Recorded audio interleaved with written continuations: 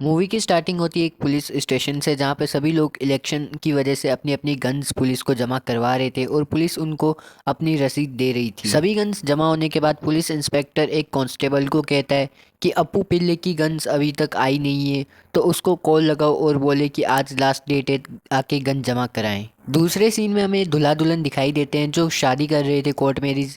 तभी पुलिस का कॉल आ जाता है और वो गन का पूछ रही होती है और बाद में वो कहता है कि मैं शाम को आऊँगा, शाम तक आप गन ले लेना। और उसके बाद वो दूल्हा अपने पापा को कॉल करता है। उसके पापा थे अप्पू पिल्ला और वो उसको बोलता है कि आपको गन मिली कि नहीं मिली, पुलिस आ रही है, आप जल्दी से जल्दी गन ढूंढो। फ़ोन कट करने के बाद वो अपनी शादी कंप्लीट करते हैं और उसके बाद वो घर चले जाते हैं। घर पे उनको पहले से ही ऑलरेडी पुलिस मिलती है जो उसके बाप को काफ़ी ज़्यादा झाड़ रहे थे और उसको बोल रहे थे कि आप एक आर्मी ऑफिसर हो और आपको एक गन की वैल्यू नहीं पता, आप जानते हो इसकी वजह से कितने लोगों की जान जा सकती है। तब अप्पू पिल्ले वापस गुस्से में आके उनको रिप्लाई करता है कि गन नहीं मिली तो क्या तुम मेरा कोर्ट मार्शल कर दोगे, एक गन ही तो है, नहीं मिली, एक घर आई दुल्हन के सामने इतना सब तुम लोग कर रहे हो, पूरे फंक्शन का सत्यानाश कर दिया। और ऐसा बोल के वो घर के अंदर चला जाता है। रात को अप्पू पिल्ले अजय से कहता है कि तुम जल्दी से जल्दी सुबह मजदूरों को बुला लेना। सुबह अपर्णा जब बाहर टहलती है तो सेल्फी खींचती है और उसमें वो देखती है कि एक पेड़ पे रेडियो लटका हुआ है। जब वो अजय से ये पूछती है तो अजय बताता है कि बंदरों ने सामान चोरी करके पेड़ पे टांग देते हैं, तुम्हें यहाँ पेड़ों पे कई सारे खिलौने देखने को मिलेंगे। तब अपर्णा अपना दिमाग लगा के बोलती है कि हो सकता है बंदरों ने ही गन चोरी की हो। तब अजय बोलता है इसीलिए पापा ने रात को मजदूर बुलाने के लिए कहा है। सुबह मजदूर आते ही सभी लोग गन ढूंढने के लिए लग जाते हैं, पूरे जंगलों में ढूंढते हैं लेकिन उनको गन कहीं पे भी नहीं मिलती।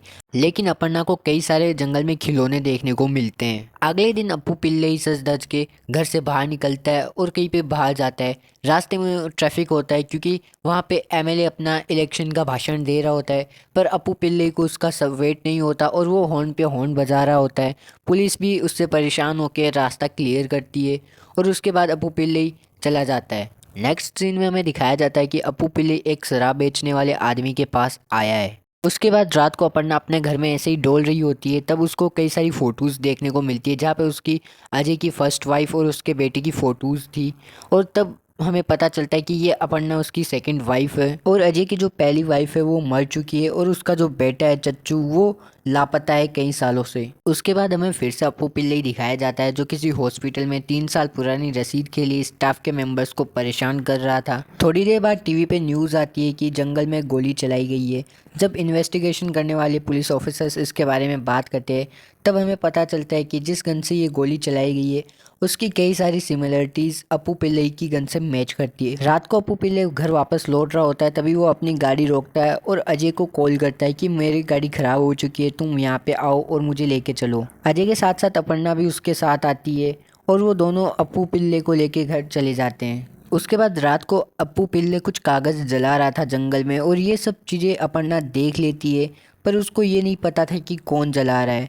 सुबह जब अजय और अपर्णा बाहर जाते हैं तब वो सारे कागज़ जल चुके थे और उनको लगता है कि यहाँ के मज़दूरों ने ही यहाँ पे कागज़ जलाए होंगे। अगले दिन अजय और अपर्णा को न्यूज़ मिलती है कि चच्चू को केरल में देखा गया है। वो दोनों ट्रेन पकड़ के अगले ही दिन केरल चले जाते हैं और वहाँ पे जब अजय मुर्दाघर में जाता है तब वो काफ़ी डिसपॉइंट हो जाता है और वो जब लाश देखता है तब काफ़ी खुश होता है क्योंकि वहाँ पे चच्चू की लाश नहीं होती है। अगले दिन एक औरत आती है उसके घर पे जो सोशल वर्क के लिए सर्वे कर रही है और वो अप्पू पिल्ले से कई सारे सवाल पूछती है लेकिन अप्पू पिल्ले उनका आंसर ढंग से नहीं देता है और उसको वापस भगा देता है। ये सब चीज़ें होते हुए अपर्णा देख लेती है और वो अपने पति से कहती है कि शायद तक उनको मेरी मदद चाहिए थी, वो मुझे मदद के लिए देख रहे थे।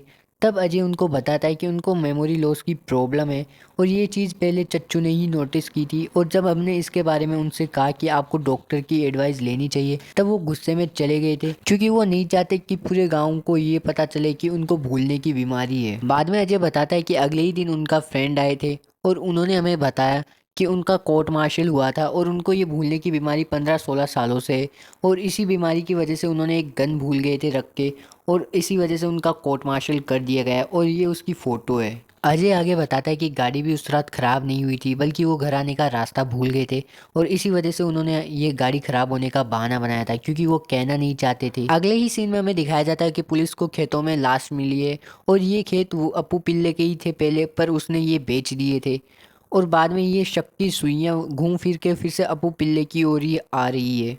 अगले ही सीन में अजय को एक सपना आता है जहाँ पे उसका बेटा चच्चू सीढ़ियों से नीचे उतर रहा है और अजय के लाख समझाने पे भी वो नहीं मान रहा। अजय भी उसका पीछा कर रहा है और ये सब चीज़ें उसके बाप देख रहा था और वो सब चीज़ें ये देखते हुए एंजॉय कर रहा था। अगले ही दिन अप्पू पिल्ले वापस हॉस्पिटल जाता है, रसीद के लिए लोगों को परेशान करता है और वो जब वापस घर आता है तब वहाँ पे एक आदमी पहले से ही मौजूद होता है और वो बताता है कि वो उसके आर्मी के टाइम का फ्रेंड है। पर अप्पू पिल्ले को ये सब भूलने की आदत है, इसलिए वो उसको पहचान नहीं रहा था। लेकिन उसके पास एक रसीद थी जिसमें उसके बारे में सारी डिटेल्स लिखी हुई थी। पहले तो ऐसे ही नॉर्मल कन्वर्जेशन उनके बीच चलती है, लेकिन धीरे धीरे अप्पू पिल्ले को पता चलता है कि ये सब कुछ चीज़ें झूठ बोल रहा है, इससे हमें सावधान रहना पड़ेगा। और बाद में अप्पू पिल्ले उसकी पोल खोलता है और बाद में उन दोनों के बीच लड़ाई हो जाती है।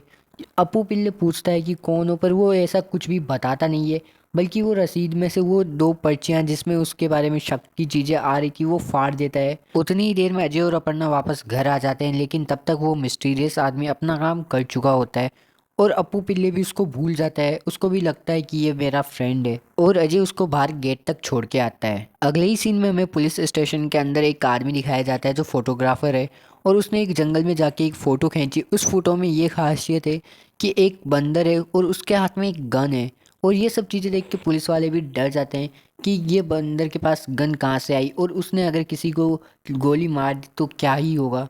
और ये न्यूज़ जल्दी टीवी पर भी आ जाती है।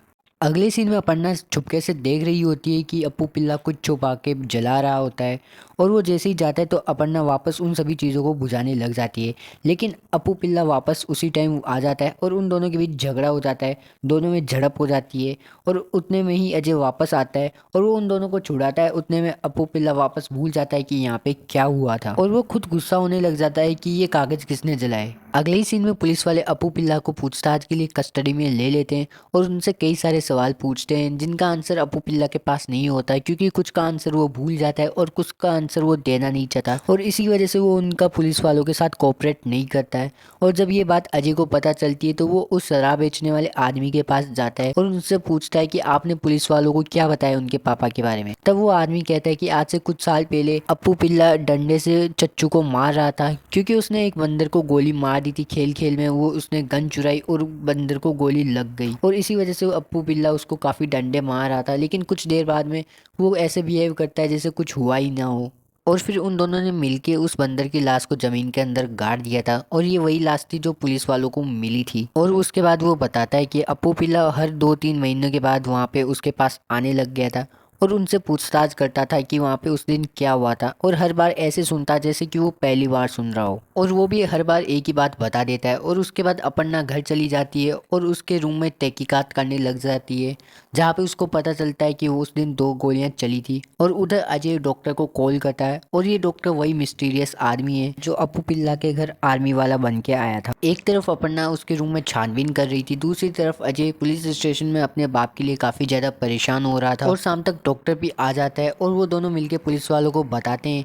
कि अप्पू पिल्ला को भूलने की बीमारी है और वो हर बात भूल जाता है और इसी वजह से उसने गन रख के कहीं पे भूल गया है। और वो उनको वो कोर्ट मार्शल वाली फ़ोटो भी दिखाते हैं कि किस वजह से उनका कोर्ट मार्शल हुआ था। और अब अजय उनसे कहता है कि अगर आपने उनके पापा को नहीं छोड़ा तो वो कोर्ट में केस करेगा कि किस तरह आप सबने मिलके एक मेंटली इल बंदे को परेशान किया है। और ये सब सुन के पुलिस वाले भी घबरा जाते हैं, क्योंकि सबसे बड़ी गलती भी उन्हीं की है कि कैसे एक मेंटली इल बंदे को उन्होंने गन का लाइसेंस कैसे दे दिया। और अब अगर उन्होंने अप्पू पिल्ला को अरेस्ट किया तो उन पे कहीं ज़्यादा खतरा आ सकता है, उनकी जॉब भी जा सकती है। इसीलिए वो अप्पू पिल्ले को छोड़ देते हैं और ये केस को यहीं पे बंद कर देते हैं। और उधर अप्पू पिल्ला जब परेशान होकर घर पे जाता है तब उसे पता चल जाता है कि अपर्णा ने उसके रूम में तलाशी ली है और वो अपर्णा को काफ़ी ज़्यादा डांटता भी है। बाद में जैसे ही अपर्णा और अजय रूम में जाते हैं तब अपर्णा उसको सारी बातें बताती है कि उनके रूम में उसे क्या क्या मिला। ये सब सुन के अजय काफ़ी ज़्यादा गुस्सा हो जाता है और वो अपर्णा पे चिल्लाता है कि तुम ये सब क्या कह रही हो, तुम पूरी दुनिया की तरह मिलके मेरे पापा पे ही दोष लगा रही हो। तब अपर्णा अपनी अलमारी से गन निकालती है और उसे बताती है कि ये गन उसे अप्पू पिल्ला के रूम से ही मिली है। अगर गन उनके पास पहले से ही थी तो उन्होंने पुलिस से झूठ क्यों बोला। और उधर अपर्णा कहती है कि चच्चू के खो जाने में मुझे लगता है कि इनका ही हाथ है और इसी वजह से मैं बस इन्वेस्टिगेशन कर रही हूँ। मुझे जानना है कि चच्चू के साथ क्या हुआ है, क्या सच में चच्चू मर गया या जिंदा है। फिर अजय अपर्णा से कहता है कि तुमको लगता है कि चच्चू को उन्होंने ही मारा है, लेकिन यही बात उन्हें खुद को ही पर्सनली खाए जा रही है। इसीलिए वो हर बार इन्वेस्टिगेशन करते हैं और अपने रूम में किसी को आने नहीं देते। अपने रूम में वो सारे सबूत रखते हैं और जब भी उनकी इन्वेस्टिगेशन पूरी होती है और उन्हें पता चलता है कि चच्चू के साथ क्या हुआ है, तो उन सारे कागजों और सबूतों को वो जला देते हैं। आगे अजय बताता है कि उस रात जब मैं घर आया था तब वो और चच्चू पहले से ही मरा हुआ था और उसकी वाइफ एक कॉर्नर में बैठ के रो रही थी। वो बताता है कि चच्चू गन से खेल रहा था और उसकी वाइफ उससे एक गन छीन रही थी और इसी झटपटाहट में उसकी वाइफ से गोली चल गई और चच्चू मर गया। अजय ये सब चीज़ें देख के रो ही रहा था और काफ़ी ज़्यादा दुखी था कि उतने में उसके पापा आ गए और वो चाय बनाने लग गए और वो फिर से भूल के बाहर चले गए। और फिर अजय चच्चू को यहीं पे छोड़ के अपनी वाइफ को हॉस्पिटल लेके चला जाता है और जब वो वापस आता है तब चच्चू की लाश वहाँ से गायब थी। और आगे अजय बताता है कि उस इंसिडेंट के बाद से उसके पापा हर बार इन्वेस्टिगेशन शुरू कर देते और जैसे एंड होती डॉक्यूमेंट्स जला देते और उसके पापा को ये नहीं पता लेकिन कि गोली किसने चलाई थी और वो ये सब जानना भी नहीं चाहते। और उसके बाद हमें नेक्स्ट सीन में दिखाया जाता है कि अपर्णा हमसे कहती है कि हमें पता है कि अब हमें चच्चू वापस नहीं मिलेगा, लेकिन हमें ये नाटक जारी रखना पड़ेगा और इसीलिए अब मैं और अजय चच्चू को ढूंढने नागपुर जा रहे हैं। और दूसरे सीन में हमें दिखाया जाता है कि कैसे अपू पिल्ला फिर से इन्वेस्टिगेशन में लग जाता है और जैसे इन्वेस्टिगेशन खत्म होती है तो वापस उन कागजों को जला देता है और यहीं पे मूवी एंड हो जाती है। तो दोस्तों आपको ये मूवी कैसी लगी अपनी राय कमेंट्स में ज़रूर दें और अब अगर आपको ये वीडियो पसंद आए तो वीडियो को लाइक करें, शेयर करें और चैनल को सब्सक्राइब करना ना भूलें। मिलते हैं नेक्स्ट वीडियो में, तब तक के लिए थैंक यू, बाय बाय।